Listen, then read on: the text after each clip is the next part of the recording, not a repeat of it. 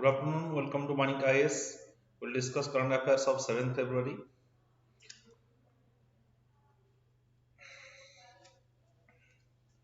So we'll discuss one culture topic and second is related to economy. That is various aspects of PM Gati Shakti scheme. And in culture we'll discuss World Heritage nomination 2022 and 2023. Right. So let's start first culture. So, Union Ministry has of Culture has nominated sacred and symbols of Hoysala temples for consideration of World Heritage Site for the year 2022 and 2023.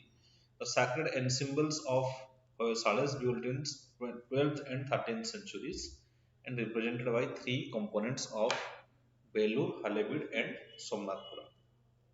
See Hoysala temple. Hoysala, what is Hoysala?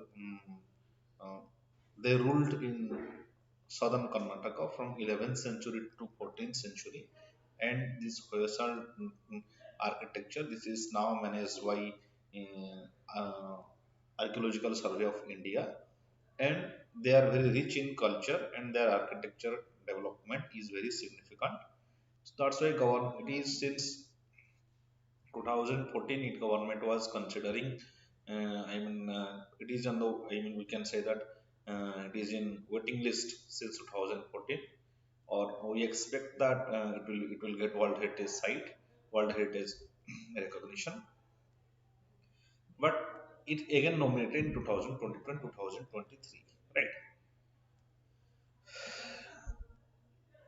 Okay. So, Sacred and Symbols of Hoysala has been UNESCO tentatively since 15th April 2014 and stand testimony of rich historical and cultural heritage of India. Rich historical and cultural heritage of India so far as architectural development and culture is concerned.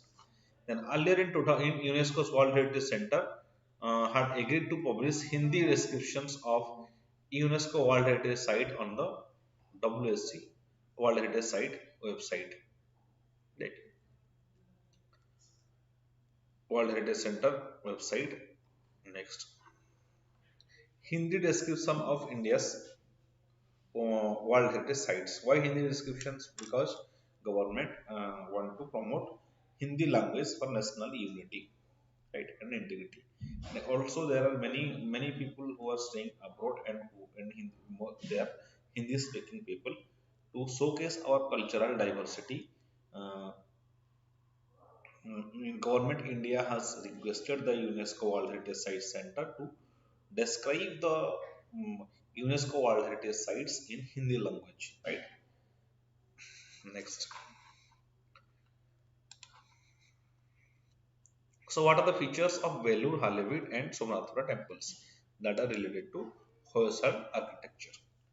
The construction of temple commenced in 1117 AD and took 103 years to complete.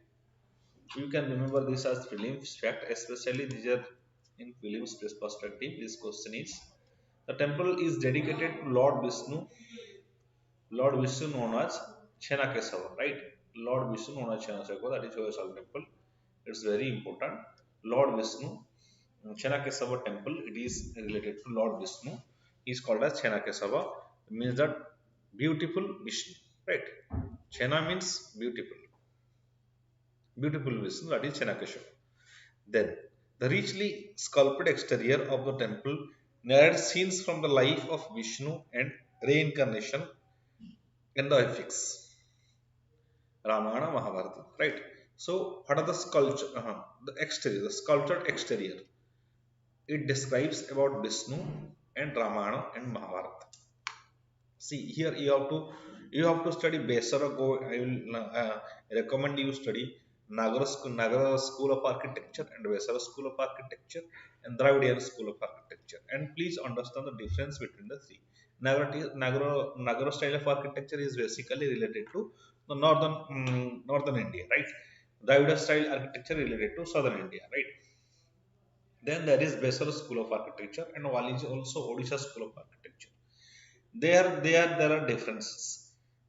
Differences with respect to what? Here we see that their exterior is richly sculpted, right? You have to go through all these four questions, and they are very important. So far as this Somnathpura and Halabid and Belur architecture is concerned, their exterior is sculpted richly, right? And they narrates the epics from Ramayana, Mahabharata, and the life of Vishnu. However, some of the representations of Shiva are also included. Shiva are also included, right? So Hoysala architecture, it talks about, it narrates the lifestyle of Shiva, Vishnu, and Shiva, Vishnu,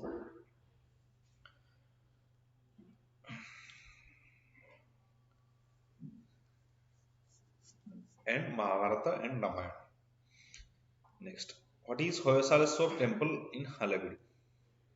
Hoysalaswar temple in Halagudu is the most exemplary architectural ensemble of Hoysala extant today.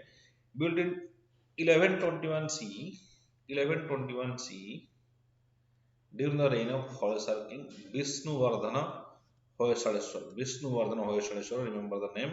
During the reign of Vishnuvardhana Hoysaleswara, Hoysaleswara temple Halagudu has been built. Yeah, the temple is dedicated to Shiva, right? And is sponsored and built by wealthy citizens and a merchant of those Doro Samudra. Doro Samudra. See, many times they can take a single word. For example, where is Doro Samudra? Doro Samudra is linked to which area? For example, they may ask it. We have studied in with respect to Hoysalaswara temple. Hoysalaswara temple is related to Karnataka, so you can say that the answer will be Karnataka. You see, has been asking such questions, such type of questions many times. So we have to remember that the wealthy citizens of Doro Samudra, they have been they sponsored and dedicated and built the temple. The temple is most well known for more than 240 wall sculptures that run along the outer wall. There are 240 wall sculpture, which is very richly wall sculpture, that is in Halevidu, Hoysalaswara temple. Halevid has walled complex containing three Jaina Vasadi temples, right? Jaina Vasadi of the Hoysala period, as well as stepped well. So you must remember these features, that is Jaina Vasadi or temples and Hoysala period, as well as stepped well. Stepped well means you can enter into the well, and Bauli, which is called as, for example, you can, if you read the Agrasan of Baul, Agrasan's Bauli in Delhi, then that is stepped well, right? Then Jaina Vasadi. So here we see that there is a mix of diversity of the Saivism and also Vaishnavism and Jainism as well. Cultural diversity. Next,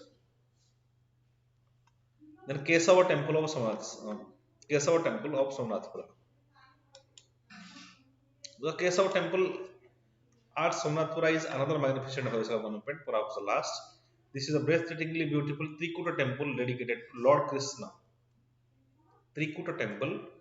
Remember, Trikuta temple related to Kesava temple of Somnathpura, dedicated to Lord Krishna in three forms: Janardana, Kesava, and Venugopala.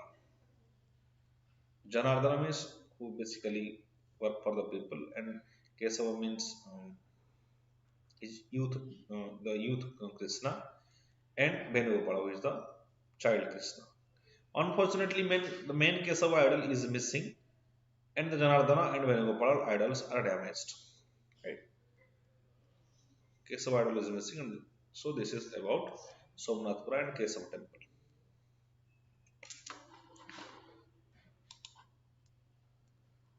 What are the characteristics of Hoysala architecture?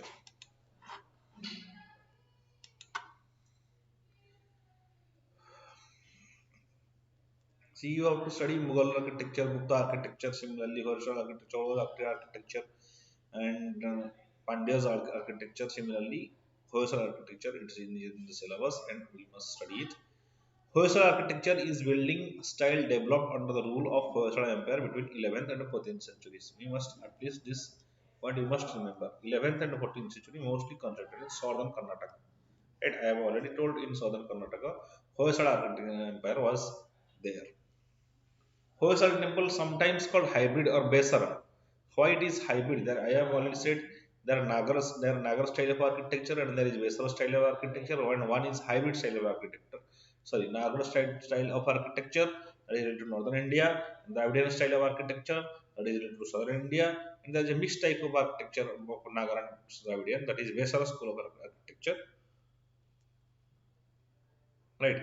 So Hoysala temple sometimes called as hybrid or Vesara because of their unique style, or and it is not Dravida or Nagar completely, but somewhere in between, right? Besar is a hybrid type of architecture, both Dravida and Nagar school of architecture. So this is called hybrid or Vesar.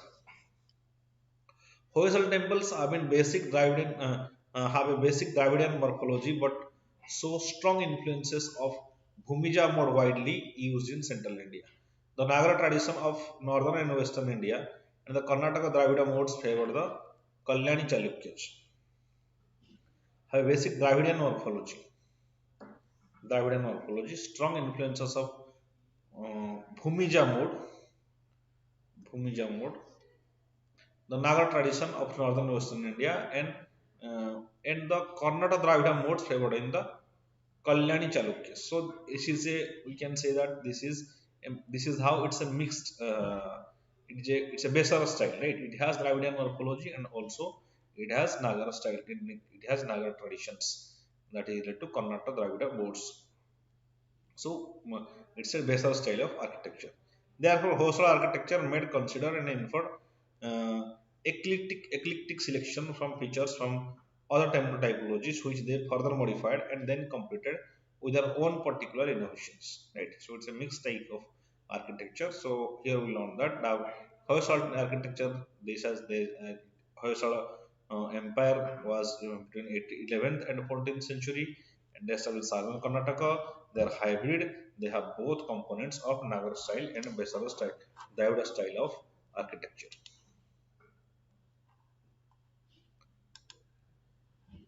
The result is a bath of Hoysala temple form. The Hoysala, instead of consisting simple inner chamber with pillar hall, contain multiple shrines. It contain multiple shrines grouped around a central pillar hall and laid out the shape of an intricately designed star, stellar plane. So one of the important feature is that it has multiple shrines grouped around a central pillar hall, right? And it's like a star, intricately designed star. It's like a star. That is the most important feature of Hoysala architecture. Since they are made of soapstone, which are relatively soft stone, right? The artists are able to carve the sculptures very intricately carved sculpture, right? They're very beautiful. This can be seen in particular in the jewelry of gods that adorn their temple walls. So this is important. Here we see that it has multiple signs. It's designed like a star. It has a central pillar hall, and it is made up of soft stone or soft stone, and they are carved intricately because the structure is made up of soft stone, right? Okay, next, so here your Hoysala architecture completed. I have said they are from Nagara style. They mix of Nagara style, Besar style architecture. It is star shaped architecture, and it has central pillar hall. It is intricately carved, and it is made up of soft stone. And Dravida architecture developed between 11th century and 14th century in the southern Karnataka. They represent cultural diversity, a mix of temples of both Saivism, both in Vaishnavism and Jainism. Next, what is a World Heritage Site? What is the purpose of building or recognizing a World Heritage Site? First of all, it develops tourism, right? If in any area tourism is developed, it generates employment and provides revenues to the government exchequer, right? It is livelihood for many people. So you have to develop our architecture site. We must promote tourism. some economies run by tourism. For example, Maldives. Maldives, one of the major part of the revenue comes from tourism, right? Next.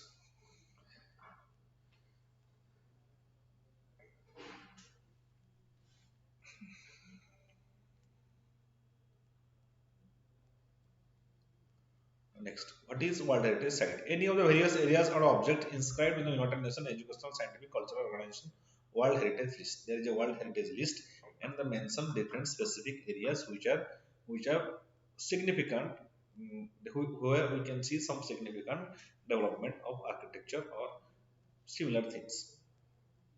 The sites are designated having outstanding universal value under the Convention of Concerning the Protection of World Cultural and Natural Heritage 1972. We have to remember this statement because in UPSC they are asking statements. So these sites are designated under outstanding universal value. Universal means they it will be recognized by whole world because they should be appreciated by the whole world. You can say that universal value under the Convention Concerning Protection of World Cultural and Natural Heritage 1972. The World Heritage Center is the secretary to the 1972 convention. Is the secretariat. The World Heritage Center is the secretariat to the 1972 convention. It provides framework for international cooperation in preserving and protecting cultural treasures and natural areas throughout the world. Right. So it started in 1972. The World Heritage Center is the secretariat. The three types of sites, some are natural, some are cultural, some are mixed. Cultural sites are includes hundreds of historical buildings, town cities, important archaeological sites, works of monumental sculpture or painting like Dholavira Harappan city, that is also a cultural site. We can say our, for example, Luxor temple, that is also a cultural site. World Heritage Site, we can say Konark, that is also a World Heritage Site. Natural heritage sites are restricted to those areas that have excellent ecological and evolutionary process, unique natural phenomena, habitat and rare endangered species. Example, Great Himalayan National Park Conservation Area or Single Park, and there is also, for example, uh, Sundarban. Right, these are exceptionally they have rare habitat. They contain rare and endangered species. Right, these are natural cultural heritages, World Heritage Sites. Mixed heritage sites contain elements of both natural and cultural significance. For example, Kanchenjunga National Park. So there are three types of World Heritage sites. Some are natural, cultural, and some are mixed. Next, in India, for prelims fact, we can remember that India has 40 World Heritage sites, including 32 cultural properties and 7 natural properties, and one mixed site. Right, Dharawala Harpan city is the recent addition. So in total, there are 40 World Heritage sites. You have to remember as a prelims fact.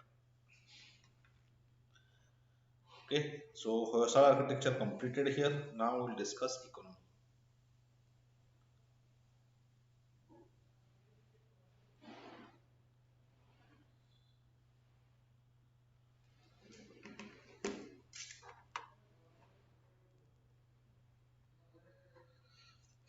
PM Gati Shakti scheme.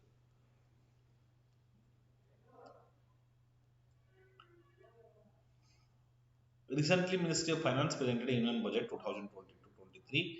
The section deals with proposals related to PM Gati Shakti. What are the budget allocation, budgetary declaration regarding PM Gati Shakti scheme? Here we will discuss. So, what is PM Gati Shakti Master Plan for Multimodal Connectivity, launched in October 2021, initiative aimed at coordinated planning and execution of infrastructural projects. The objective is to bring down logistic cost. Why? We have to go to the basics. See, infrastructure is the most important thing that will bring investment in an economy. If you want to, how our economy will grow? Economy will grow by industrialization, by investment. Where will you get the investment? That is by two means. One is by private investment, second is by government investment. Right? Private investment will come under, if the many conditions are satisfied. For example, there should be available water, there should be high skilled population, there should be good connectivity. One of the major thing is good connectivity, right? So to invest to attract the foreign investors, government has to develop the connectivity or infrastructure. What is the second thing? Second thing is that now we have seen the depression in economy because of recession in economy because of the COVID pandemic. So so government to um, to drive the economy with a sustainable growth of around 7 to 8%, government need to invest huge amount of money as public investment. Public investment means government has to create demand. So public investment means government will invest in the public infrastructure, that is developing the highways, developing the bridges, developing road infrastructure, all these things, right? Or waterways, all these things. They will, so this government investment will boost the demand because in government spends a lot of money in the economy. Ultimately, that goes to someone's pocket and they buy products and gradually economy revives. Right. So PM Gati Shakti schemes, it aim to, and another thing is that we are logistic cost is around 14% higher. So here we have to reduce that. Logistic cost of increases the price of particular commodity and that reduce the competitiveness of Indian good in foreign market. Right? So you have to sell Indian goods in global market with low price. If our good will be low price, people will buy more goods. That's why we have to reduce the price of a particular commodity, and for that as well we have to develop the infrastructure. There are various problems with regarding execution of these plans. Regarding one of the major problem is land acquisition. Right, for example, land acquisition is the biggest problem. So, and land acquisition, why land acquisition is the biggest problem? Because there is lack of coordination among the different government departments. So here it initiated a coordinated planning and execution of the infrastructure projects.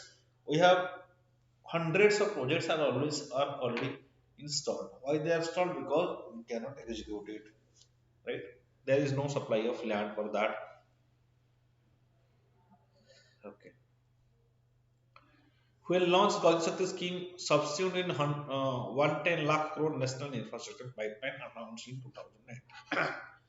Government want to Union government has an aim to build the economy of 5 trillion, right? For that it says that government has to invest 110 lakh crore of invest of capital in national infrastructure pipeline, right? That will help India to achieve a economy of 5 trillion dollars. So this PM Gati Shakti scheme is also subsumed in the economy. Focus area of the budget. Its scope will encompass 7 engines: road, railways, airports, ports, mass transport, waterways, and logistics infrastructure. Right? It will focus on roads, railways, airports, ports, mass transport, waterways, logistics, and infrastructure. It will also include infrastructure developed by the state governments as per Gati Shakti Master Plan. So they are really coordinated, that is, we can say cooperative federalism. Both states and these 7 engines you must remember, that are road, railways, airports, ports, mass transport, waterways, and infrastructure. The touchstone of the master plan will be world-class modern infrastructure and logistics synergy among the different modes of both people and goods location projects. Synergy between various departments, various organizations to push the execution, right?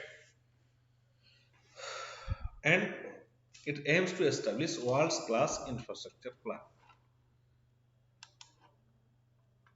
So what are the major proposals of PM Gati Shakti? Expressways will be formulated in 2023 to facilitate fast movement people and goods. Expressways and national highways network to be expanded by 25,000 kilometer. 25,000 kilometer national highways network will be expanded. Right? 20,000 crore to mobilize to be mobilized for the expansion. That is the major proposal of PM Gati Shakti scheme. We will see the next proposals. And seamless multimodal movement boats of people, goods and people. Seamless multimodal movement means continuous multimodal movement. The data exchange among all operators will be brought unified logistic interface platform ULIP. Unified Logistics Interface Platform designed for the application programming of interface API. This will provide real-time information to all stakeholders and lead to efficient movement of goods through different modes, improve international competitiveness. One part is that multimodal movement platform is ULIP, that is Unified Logistic Interface Platform. Then open source mobility stack for organizing seamless travel passengers will also be facilitated. Open source mobility stack. Then multimodal logistic parks. Contracts for implementation of multimodal logistic parks at 4 locations through private public partnership mode will be awarded in 2020 to 23. Multimodal logistic parks at 4 locations. The public private partnership, that means there will be joint venture between the government and the private players and they will execute the program to establish multimodal logistic parks.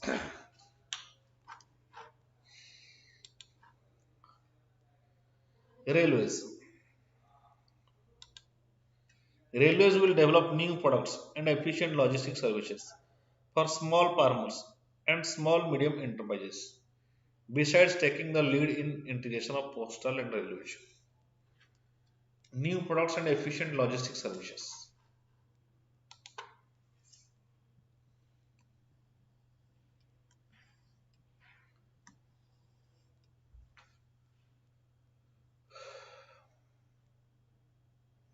Right.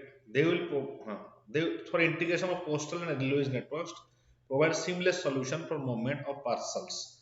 Right. Logistics sector means transport sector of goods and services because it is important. Why it is important? It is important because e-commerce is getting boosted every year and the share of e-commerce is getting increased.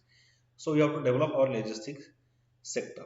And another thing is that transport sector private player is challenging the government transport sector. So government has to upgrade it to compete with the private sector. One station, one product concept to help local business and supply chains. One station, one product concept to help local businesses and supply chains. That is for supply chains for export purposes, interstate export or interregional export or export to international market. One station one product concept, that is especially for manufacturing. And a part of Atmanirbhar Bharat around 2000 kilometer network will be brought under the Kavach, an indigenous world class technology for safety capacity of augmentation in 2023. So Kavach, which is indigenous world class technology for safety and capacity, 2000 kilometer network. Next, for it to ensure safety, right? Next, 400 new generation Vande Bharat trains. 400. It will boost to railway sector. 400 new generation Vande Bharat trains to be manufactured. 400 new generation Vande Bharat trains to be manufactured during the next 3 years. 100 PM Gati Shakti cargo terminals. PM Gati Shakti cargo terminals for multimodal logistic facilities. Right, so government is focusing a huge amount of money in logistics, that will create 100 PM Gati Shakti cargo terminals for multimodal logistic facilities for transportation of goods.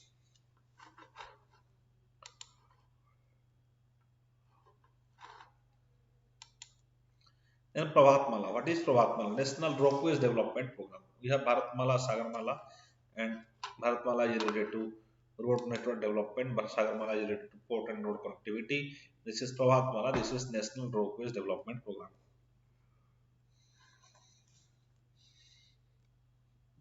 As we put ecologically sustainable alternative to conventional roads in difficult hilly areas, National Ropeways Development Program will be taken up on PPP mode. The aim to improve connectivity and convenience for commuters. So ropeways development that will be undergone by PPP mode, that is public-private partnership. Private investment will be welcome to develop the connectivity to the hilly areas, especially to the areas of northeastern region. This may also cover congested urban areas where conventional mass transit sustainable are not feasible. For example, you can see the technical example of Delhi, where buses are overcrowded, roads are also overcrowded. There is metro is also overcrowded. Right? This is an alternative mode of transportation system, that is National Roadways Development Program. And then capacity building for infrastructure projects with technical support from capacity building commission, center, ministry, state governments in their infra agencies will have their skills upgraded.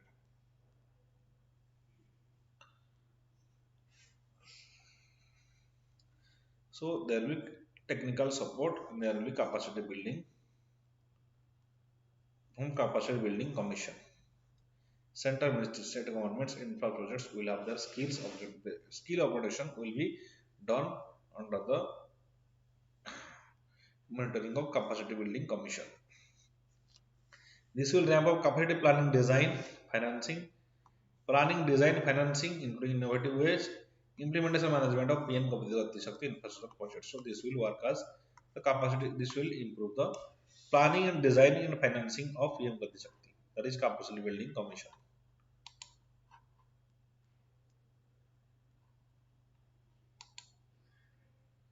What is inclusive development?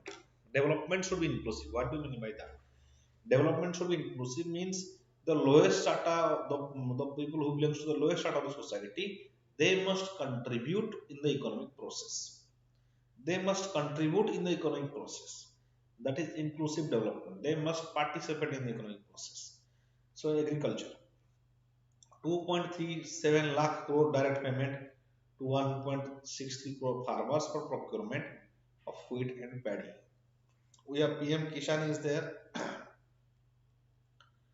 2.3 lakh, 37 lakh crore direct payment. That is direct benefit transferred to the account, to the unknown account. Then chemical free natural farming will be promoted through the country. Natural farming will be promoted. Right? Why? Because the chemical farming produces various health hazards and environmental disaster. That's why environmental problems. That's why it will promote chemical free natural farming will be promoted throughout the country with focus of farmer lands in 5 kilometer wide corridors along river Ganga in the past 5 kilometer wide corridors along the river Ganga at the past stage. That is chemical free natural farming. 2023 has been announced the International Year of Millets and support will be provided, right? It may be prelim facts, internal say the millets 2023. A comprehensive scheme to increase domestic production of oilseeds will be implemented. Comprehensive scheme to increase the domestic production of oilseeds. Why? For example, we are witnessing the shortage of mustards in near time, right? It's for 1 liter we are paying now 200 rupees, which was earlier 130 or 140 rupees. So we have to develop our oil seeds because we are importing majority part of our mustard from other countries. That's why we have to develop our oil seed production. For delivery of digital and high-tech services to farmers, a scheme called as private schemes in PPP mode will be launched for delivery of digital and high-tech services to farmers.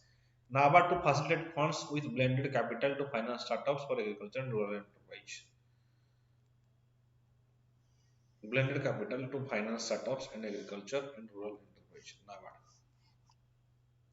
They will fund the capital to startups and agriculture and rural enterprise. That is basically, so that this NABARD will be that will reduce, that will address the demand of credit in rural areas. Kisan drones for crop assessment, digitization of land records paying by Swamitwa scheme. Swamitwa scheme is coming for digitization of land records, spraying insecticides and spraying insecticides and nutrients. So Kisan drones will be used.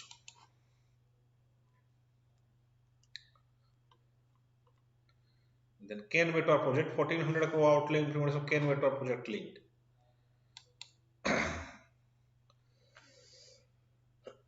That is to increase the 9.8 lakh hectares of farmer land receive irrigation benefits.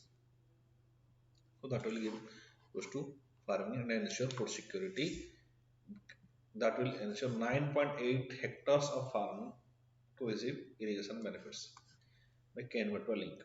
Then draft DPS, detailed project reports of 5 river links, namely Damarganga, Pinjal, Partapi Narmada, Godavari Krishna, Krishna Pennar, Pennar Kaveri has been finalized. So how these reports, so river linking is also getting promoted to develop the communication and transport system. Next is food processing for inclusive development. This is an allied sector to agriculture to improve the farm income for farmers, adopt suitable varieties of fruits and vegetables, and to use appropriate production and harvesting techniques. Government will provide a comprehensive package with participation of state governments. That is food processing. Comprehensive food processing means converting tomato to sauce, converting potato to chips, right? These are food processing, and that will provide farmer additional income, that will help the farmer to achieve doubling farmer income, right? The target of doubling farmer income. Then there is MSME, right? MSME, it provides maximum employment. It Udyam portal, eShram, National Career Service, Atmanirbhar Skilled Employee, Employer Mapping, Asim portal to be interlinked. Right? They will be they will all be work for MSME sector. 130 lakh MSME provide with additional credit under emergency credit link guarantee schemes.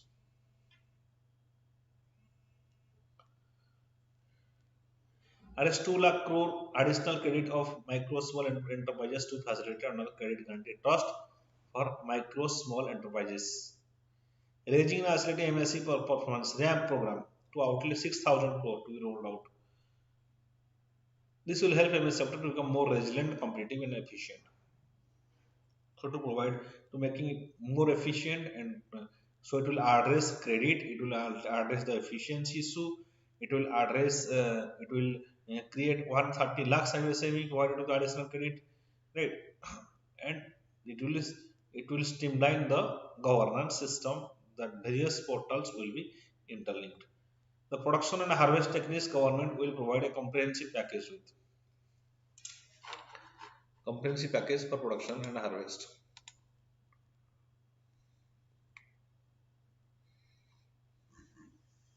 Health, an open platform for national health digital ecosystem will be rolled out. National health digital ecosystem for quality health counseling. Right? National health digital ecosystem for national tele mental health program for quality mental health counseling. Now mental health is a big issue for the middle class, and that will be, there will be mental health issue counseling services. A network of 23 telemental health services for excellence will be set up, with NIMHANS being the nodal center, International Institute of Information Technology, Bangalore, and Bangalore for technological support. 23 telemental health centers will be established. Integrated benefits to women, children through Mission Shakti, right? That is self-help groups, Mission Vasalaya, Saksham, Anganwadi, Poson 2. This Poson 2 is related to your Poson 2 is for nutrition development, Anganwadi, Saksham, major educational portals, right? Upgrade to Saksham Anganwadis, that will develop the primary education or education for child children, right? Person will provide the nutritional support. Then vibrant villages program, border villages with sparse population, limited connectivity, infrastructure often get out from development gains. Such villages from northern border will be covered under the new vibrant villages program. The activities will include construction of village infrastructure, housing, tourist centers, road connectivity, provision decentralized renewable energy,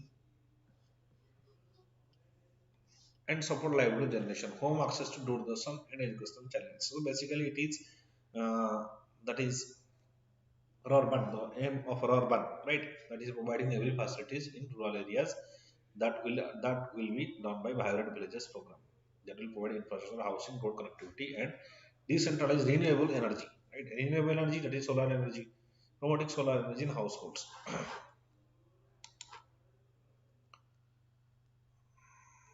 Anytime any post office savings, 100% of 1.5 lakhs come under core banking system. 100%, so 100% post will be come under core banking system, enabling financial inclusion, access to accounts from net banking while banking ATMs. So postal payment bank will be formalized. Digital banking has been proposed to set up 75 digital banking units in 75 districts of the country by scheduled commercial banks. Digital payments, the financial support of digital payments ecosystem announced in the previous budget will continue to 2023. So government will promote digital payments in budget as well. So here the lecture ends. Like this video, share this video, encourage us to continue this program. Thank you.